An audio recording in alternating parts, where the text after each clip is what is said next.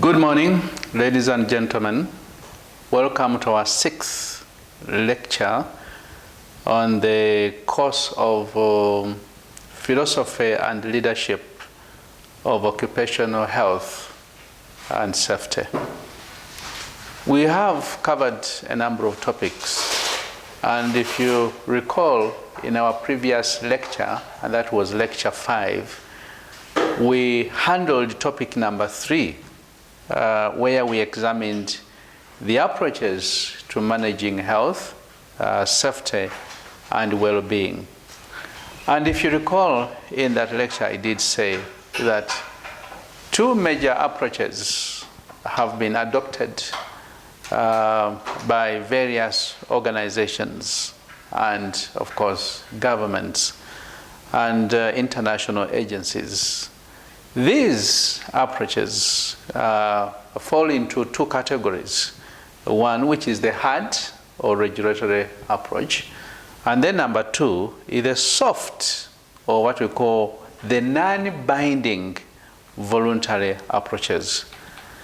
Now, during that lecture, we went through key stakeholders involved in managing health, safety, and well-being of employees. And at that material time, I remember asking you to go and read Stakeholder Theory by Freeman. In the unlikely event that you do not have literature on that, please remind me or text me. I'll be able to deliver the book to you. So we did examine the various stakeholders, of course, relating those stakeholders to the hard and the soft approaches of managing occupational health and safety. We also examined the levels at which these could be undertaken, and we had the meso level, if you recall. We had the macro level, and then we had the micro level as well. So those are important levels, and this is information that was presented to you. Now, in our lecture, we also covered a number of other things, including the challenges and opportunities in translating knowledge into policy and practice. And developing public policy is not very easy. It's quite hard, but a number of stakeholders must be involved. And if you recall, we did cover a number of things. And in conclusion from that lecture, we presented policy approaches to managing health, safety, and well-being at the macro level, meso level, and micro level. We looked at the various stakeholders involved in the development of the approaches and their stakes. We also gave examples of binding, voluntary, and integrated policy approaches. And finally, we examined the challenges in translating knowledge into policy and practice, as well as current opportunities. Those were discussed, including the alignment of perspectives and approaches, which are very essential in coming up with an integrated program for managing occupational health and safety. So that was what we really covered in our previous lecture, and I hope you still remember that managing occupational health is really an important endeavor for many organizations and many countries. Right. In our lecture 6, we attempt now to go to topic 3. And the topic 3 that we are covering is the economic, business, and value case for health, safety, and well-being. Remember, the first topic was on the aspects of ethics, and that's a topic that we skipped.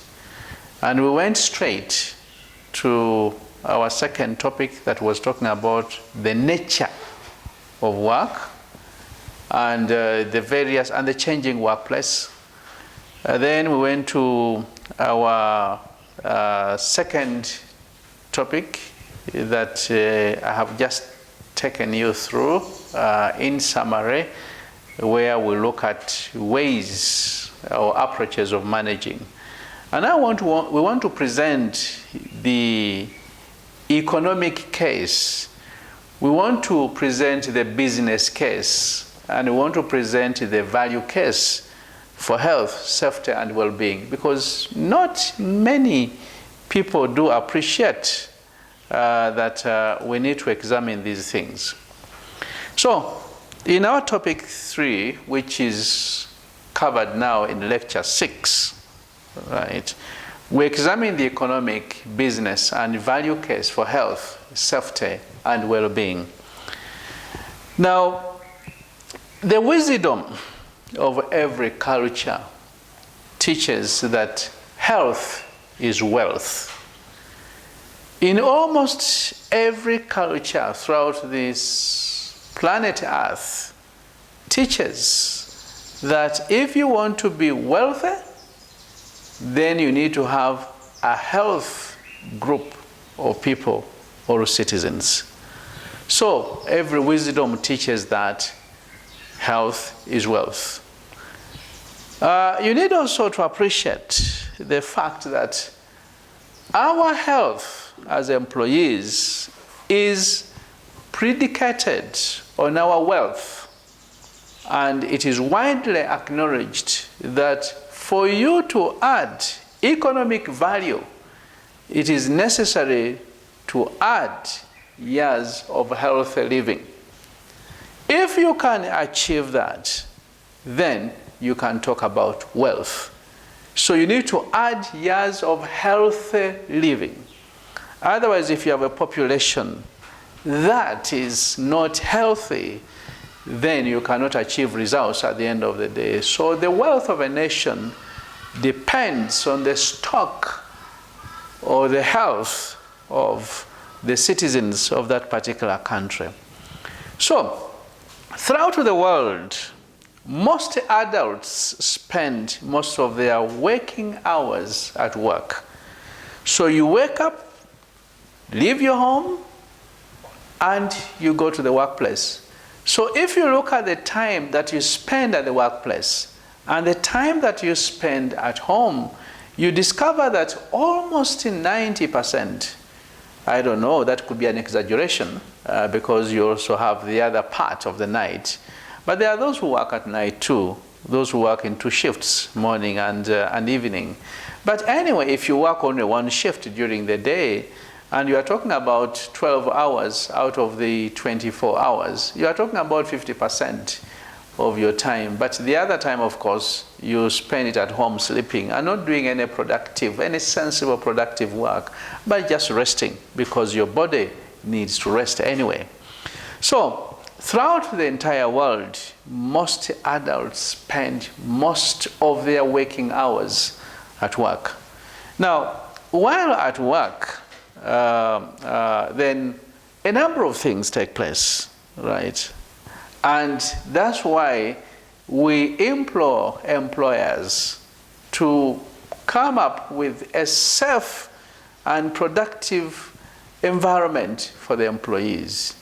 And that's why we talk about those physical things that must be taken into consideration and improved so that the health, the safety and well-being of employees is promoted. So while at work, these employees do a number of things, and I've already said those things. So work provides a number of economic and other benefits. People at work are exposed to a variety of occupational risks owing to a number of things like chemicals, biological agents, physical factors, adverse economic conditions. By the way, very few organizations think about the economics at the workplace. For instance, the environment. Look at the seating arrangements. Look at the chairs that you sit on, the tables, the kind of facilities you have at the workplace. All these constitute what we call the economics of the workplace. So you have adverse economic conditions. Then you also have allergens, a complex network of safety risks. And then you also have many other psychological risks.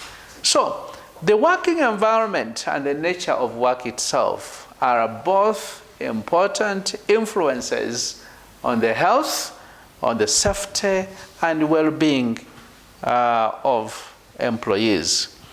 So that's why we need to manage employment. We need to manage working conditions. And this now has become increasingly important because of the significant changes that have taken place in the world of work. And this was my first lecture, I hope you still recall. The nature of work and work organization, the contractual arrangements and the new forms of employment, the use of new technology and changes in the workplace, demographics, all these mean that we need to manage employment and the working conditions so that the employees become very productive. So we know that employment and working conditions determine health and do have economic implications. And that's why I'm presenting the economic case, the business case, the value case of health, safety, and well-being. More than 1/2 of the world's population is economically active. And of course, in a number of countries, at least 2/3 of workers are employed in the informal sector. And this informal sector is replete with dangerous working conditions. The informal sector has dirty working conditions, dirty, dangerous conditions. And the informal sector has demeaning working conditions. So we need to understand that the dirty working conditions, the dangerous working conditions, and the demeaning working conditions have a significant impact on the health, safety, and well-being of the employee, and therefore we have to manage that. So we also have social determinants of health, safety, and well-being.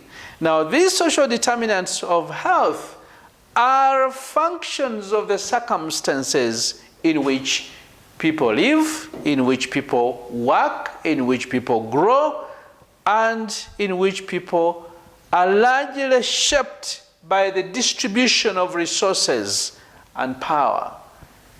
And it's very important for us to understand that inequalities may actually pose a very huge challenge on the health, safety, well-being of the employee, and has significant economic impact on the individual, the organization, and the society.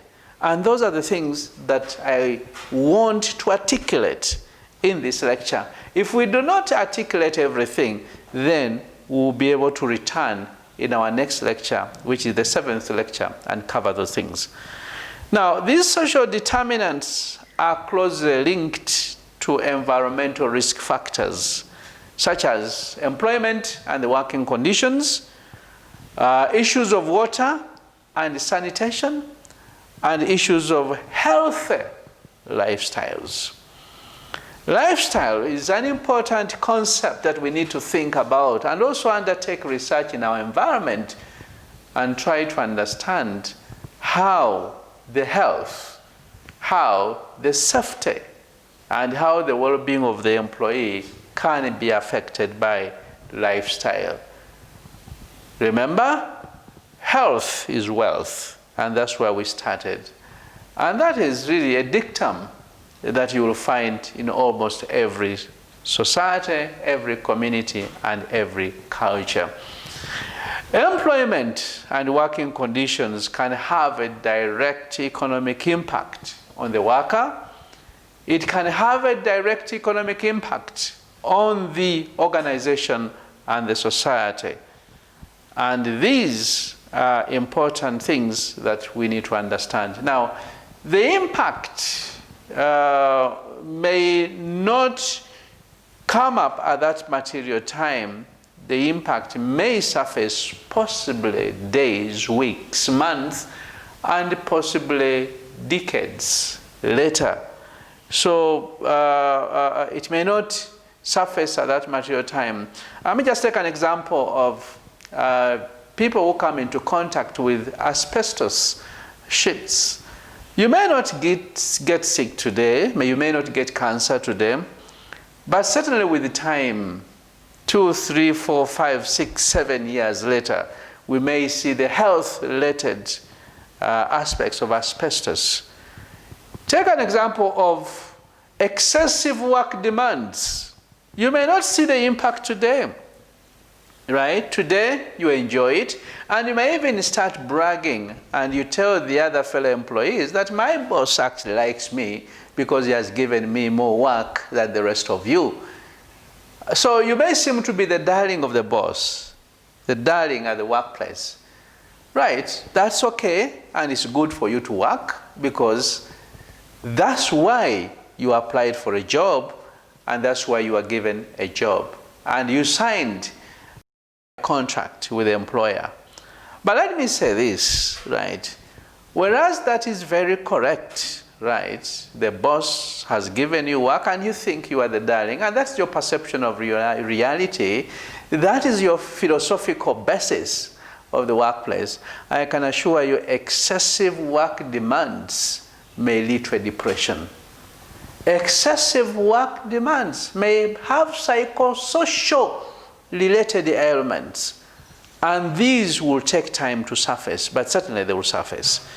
So later on, we may see disease manifestation over a period of time or decades after exposure. Similarly, the adverse effects of unemployment on health increase with the duration of unemployment. Somebody is unemployed today, he doesn't even know and see the implications of that. But with time, right, as you ponder about it, as you compare yourself with your colleagues in the community, in the society, and so forth, the adverse effects of unemployment on health will increase with the duration of unemployment. And a lot of research work has been done in this area as well. Right, so ladies and gentlemen, in this lecture, it behooves us to understand that employee health has economic implications for the worker in terms of loss of earnings, right? So, of course, if you start taking sick leaves, yes, I know the employer will give you those sick leaves, but as your health condition deteriorates, the employer may decide to bring another person to work, and they may pay you half the salary. And later on, when you are unable to work, then you lose your earnings totally. So there's a period, and I know every employer has that manual, the human resource manual, where they have articulated these things, because at the end of the day, the company cannot lose, the employer cannot lose. They are interested in making money, they are interested in making profits, and they would rather sacrifice an employee. So that's why you need to demand for a health work environment so that your health does not deteriorate. Employee health has economic implications for the employer, and this is in terms of loss of productivity. I've already said that. Now, employee health has economic implications for the society at large in terms of health care costs. And that is really for countries that invest a lot in health care. And countries ought to invest a lot in health care. And of course, during this period of COVID-19, that's when the healthcare systems of various countries have been tested. And now we know countries that have robust healthcare systems and those that are simply masquerading with something that is almost non-existent. So, poor employment conditions, which are a characteristic of a precarious work, can also have a negative economic impact on the worker, the organization, and the society. As seen in our lecture 2 and lecture 3, precarious work was understood in terms of forms of employment, for example, temporary employment, underemployment, quasi-self-employment, and on-call work.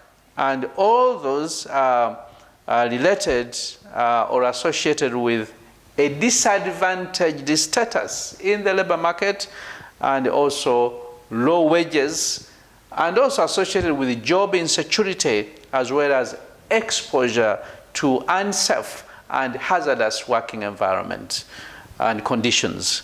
So that's what we have in terms of precarious work environment having significant economic impacts on the employer and also the employer. Now, favorable working conditions, favorable employment conditions are crucial for people's social status and social identity. So that's why we need to care about our social identities, our status.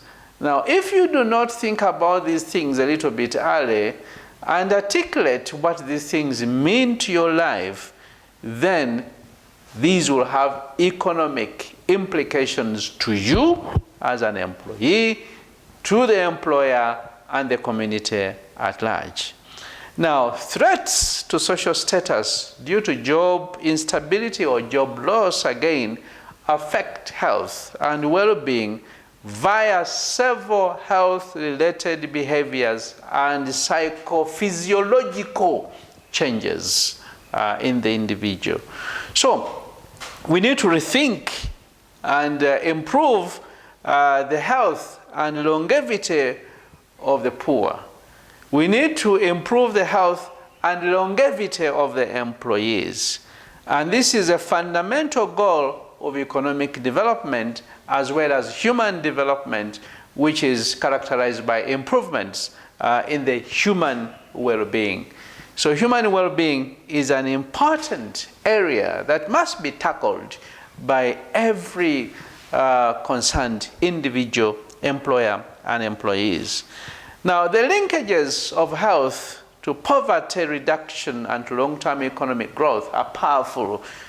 Several scholars have undertaken studies in this area, and there is no doubt that individuals who are catered for properly at the workplace in terms of the work environment, whose health has been promoted, whose well-being and safety has been promoted, will certainly lead to reduction in poverty and to long-term economic growth of the economy.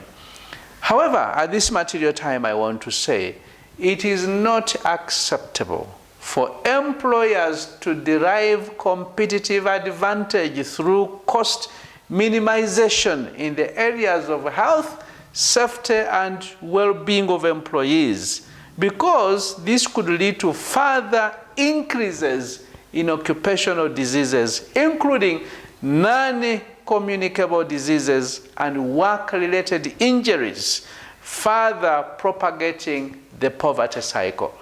We do not want to see that vicious cycle of poverty remaining in our communities, in our environments.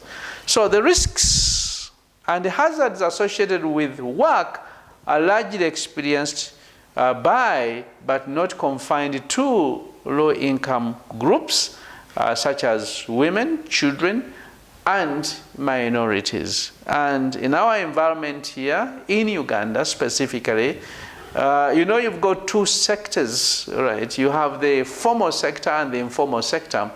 And the formal sector is the smallest, possibly around 10%, considered around 10%. And the biggest part of our economy is informal, and that's around 90%. Right, but if you look at the type of things that people do in the informal sector, we have very many questions to pose in as far as the health, safety, and well-being of these employees or individual citizens of this country is concerned. So that's why it's important for us to consider that. Right, ladies and gentlemen, allow me to take you now to an important aspect relating to our topic. Remember, in this topic I said, I want to present the economic case for health, safety, and well-being. I also said I'll provide the business case. I'll provide the value case for that. So let's now go to estimating the economic impact of health, safety, and well-being. Remember, I've already said that what happens at the workplace, what happens to the employees has implications. Now, these implications are varied. They could be sociological in nature, they could be psychological in nature, they could also be economic in nature, alongside other dimensions or perspectives. I'm now looking at the economic impact of health, safety, and well-being on the employee, employer, and the society at large in terms of healthcare costs. So, the need for and benefits of health, safety, and well-being, although undisputed, have been studied differently in different disciplines. And I want you to note that, because I know you come up with your own arguments and ideas, and you say that what you said is inaccurate. Certainly, I welcome challenges and discussions and debates, but you need also to be aware that we hold various lenses in all these things. Right, and there isn't any one single size that fits it all. So we need to understand the arguments that do exist in literature. So the need for and the benefits of health, safety, and well-being have been studied from different angles. Now, when looked at from an economic perspective, I'll tell you that Grossman argued that health capital differs from other forms of capital. His concern was looking at health, looking at an employee in terms of capital. So can we talk about health capital? Can we talk about other forms of capital that you're aware of from the traditional economic angle? And I know when you are looking at factors of production, you are introduced to those capitals. I'm not talking about those aspects, and I'm aware that that kind of argument exists too in the literature. We are talking about health capital as propounded by Grossman. Now, in particular, Grossman argued that a person's stock of knowledge affects his market and non-market productivity. So your stock of knowledge is very important, and that's why you need to continuously reinvent your position so that you can actually find a rewarding job at the end of the day. But even when you are there, please continue reinventing yourself, right? Reinvention becomes very important because of the various opportunities that exist. I mean, you need to move on anyway. So, according to Grossman, while the stock of health determines the total amount of time he can spend producing more money, more earnings, and probably commodities. So that stock of health will certainly determine the time that you will take producing more money earnings, more commodities, etc. Now, of course, as discussed in the previous lecture, occupational injury and illness are matters of health. We are talking about health capital, which differs from other forms of capital. And that capital, in form of stock of knowledge, affect the market, will affect the non-market productivity, will affect the total time that you are going to spend producing the money earnings and commodities. That notwithstanding, in the previous lectures, we have already talked about issues of occupational injury and illness, which are matters of health. But they are also matters of economics, since they stem from work, and work is an economic activity. Whenever you are talking about work, look at work in terms of economic activity. And the economic costs of poor health, safety, and well-being are often borne by various stakeholders. And of course, these can be categorized as private and social or public costs. Now, let me give some kind of definition to some of the words that we are using here, because they may not be very clear. They could be alien to some of us. Private costs are borne by the individual or organization, while the social, public costs are often borne by the healthcare system. They are borne by the social services. Okay.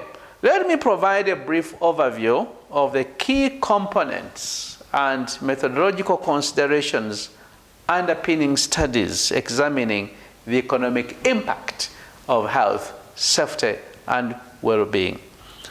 Right, I'll start with methodological approaches. Right. Now, these economic-related impacts of health, safety, and well-being have been studied extensively by scholars, and literature is replete with information. And we know that several models have been developed for the calculation of costs of work-related accidents and diseases. Now, the first methodology adopts a concept of cost of illness. They use what we call cost of illness analysis. And the cost of illness analysis is the most common macro approach. Scholars have attempted to use cost of illness. Now, under the cost of illness studies, we discover that these COI, or cost of illness studies, are descriptive analysis assessing the economic burden of health problems on the population overall. So look at the assessment of the economic burden of health problems on the population overall. And of course, here we estimate the total economic impact of an injury or disease incurred by all relevant stakeholders within the society community. Now, the cost of illness studies can be broadly grouped into three approaches. One, we have what we call the top-down approach. Two, the bottom-up approach. And three, the deductive approach. Now, in the top-down approaches, scholars operate by aggregating proportions of resources from a specific injury, disease, or health problem. And that's why it's called top-down approach. You aggregate portions of resources from a specific injury, a specific disease, or health problem. So we do not lump together everything, but we only look at one injury, disease, and aggregate portions of resources. Now, this involves identifying the proportion of use within particular health services or expenditure by users with a specified disease. For instance, if you have people who are suffering from heart disease, or probably people who are suffering from traumatic kind of ailments, a depression, for instance. So you identify the proportion of use within a particular health service, health care service, or the expenditure on this particular disease or ailment. Now, these approaches are only as good as the quality of secondary data sources used. So if you're going to use the top-down approach, then you need secondary data, you need information, and of course, at the end of the day, this has a difficulty of distinguishing group differences in the consumption and utilization of health and economic resources.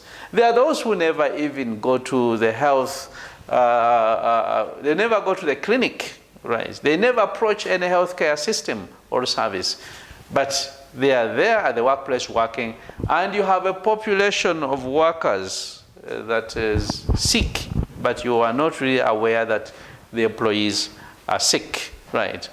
So, anyway, that is what we have referred to as the top-down approach as a specific method of cost of illness method or approach.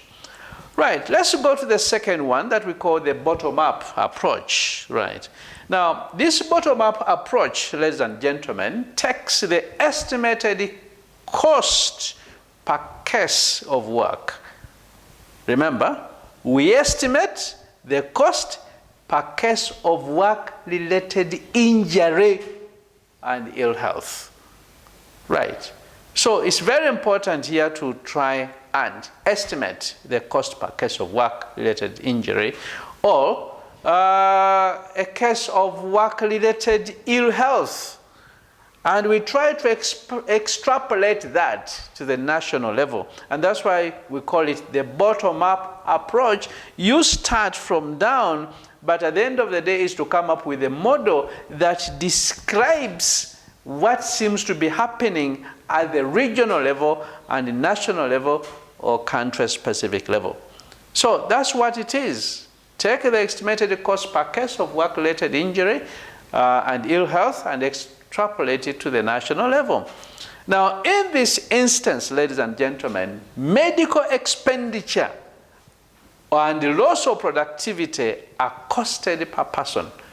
So we come up with medical expenditure, or we come up with a costing in terms of loss of productivity per one particular individual, one per person or per case, and then we multiply that by the number of cases or persons affected. And then we get a figure. And that will be the economic impact of occupational health, safety, and well-being. Now, the strength of this method lies in the possibility of identifying all relevant cost components for each specific case or person. And this is not very easy, by the way. So, in most cases, we lack appropriate data sources that can aid accurate calculations. And of course, when we fail to get this information, then it becomes very hard for us to estimate the economic cost using the bottom-up approach. So, lack of appropriate data sources can make thorough calculations time-consuming. And okay, let's go to the third. Finally, under cost of illness, the COI approach, we have the deductive, and that's the third, deductive approach. Now, this examines the proportions of costs associated with work-related injury and ill health as obtained from research literature. It is deductive. We use the deductive approach, right, by examining the proportions of costs associated with work-related injury or ill health, and we get that information from literature.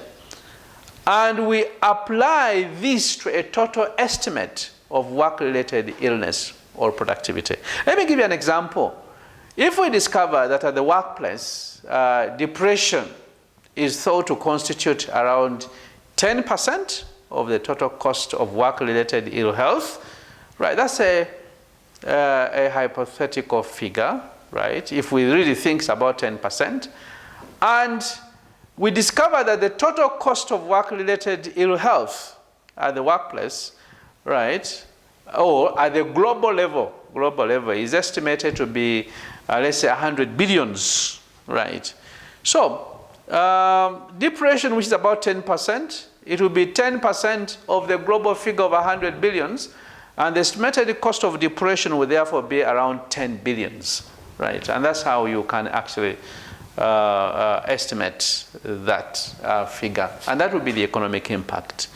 So, ladies and gentlemen, cost-benefit analysis is an important aspect, but without really figures, it becomes very difficult for you to examine that. But it's another very important thing that we must look at. Right, allow me now to take you to types of costs and who bears them, because I've talked about the cost-benefit analysis, right? Remember, we are talking about the economic impact of health, safety, and well-being. Now, the economic costs of poor, right, health, safety, and well-being, or lack of health, safety, and well-being are determined by the number of work-related accidents and ill health cases, and the consequences associated with this. Now, workers may suffer from a work-related accident or injury or illness. And these accidents or illness may be fatal or non-fatal. Now, non-fatal accidents or illness may in turn lead to impairment, either with non-lasting functional limitations or with lasting functional limitations, right? Now, the economic burden of a given injury, the economic burden of a given disease, the economic burden of health problems is estimated by accounting for the costs typically associated with resource consumption, productivity losses, and other intangible burdens within a specific group. Now, if we try to examine research works that has been published, we discover that economic analysis involve the consideration of 1, direct costs, 2, indirect costs, and 3, intangible costs. And that's when we talk about the cost benefit, you need to understand the types of costs and who bears them. Is it the employee? Is it the company? Or it is the healthcare system that has been created and implemented by a particular country? So the economic analysis involves the consideration of direct costs, indirect costs, and intangible costs. Now, when we talk about direct costs, we refer to those, at least in principle, involves a monetary exchange, and it can include medical and non-medical costs. So when you talk about medical costs, we are talking about hospital admission, physician fees or consultation fees, the cost of medication. The non-medical costs will include insurance, administration, litigation, if you go to court, the travel expenses. Now, typically, medical costs are the easiest to estimate and consequently the most commonly accounted for in many studies. So direct costs can be examined and can be found. Number two, we have indirect costs. Now, these indirect costs ascribe an economic value to those costs that do not have a clear monetary transfer, and they usually relate to productivity losses. I can give you examples of the indirect costs. For instance, the economic implications associated with the sickness, absence from work, turnover, absenteeism, etc., etc. So, these economic implications which are associated with the sickness absence are a part of indirect costs. I mean, if an employee produces A, B, C, and D on a particular day, and then is unable to attend to his work for a number of days for particular reasons, so we look at what the fellow would have produced at the end of the day. So the economic implications associated with sickness, absence, or even turnover, right? So these indirect costs are more difficult to quantify than direct costs, as you can see, right?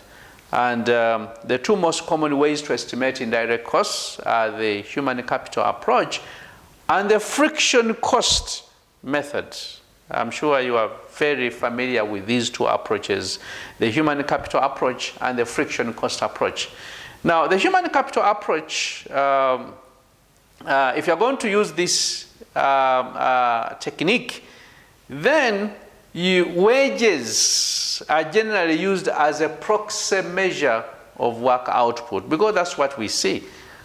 Now, indirect costs are therefore estimated by multiplying the number of work days missed by average daily income of an individual. Now, in the friction cost method, production losses are related to the time, and this time needed to replace an injured or sick worker is what we call friction period. Friction period, the time needed to replace an injured or sick worker. So the friction cost method, right, examines production losses which are related to the time you will take to replace the injured worker. Right, so as you can see, indirect costs therefore constitute and consist of the value of production losses. Right, so those are some of the things, and as I said, I may not be able to go into details of all the things, but certainly when you read, you will be able to meet these things.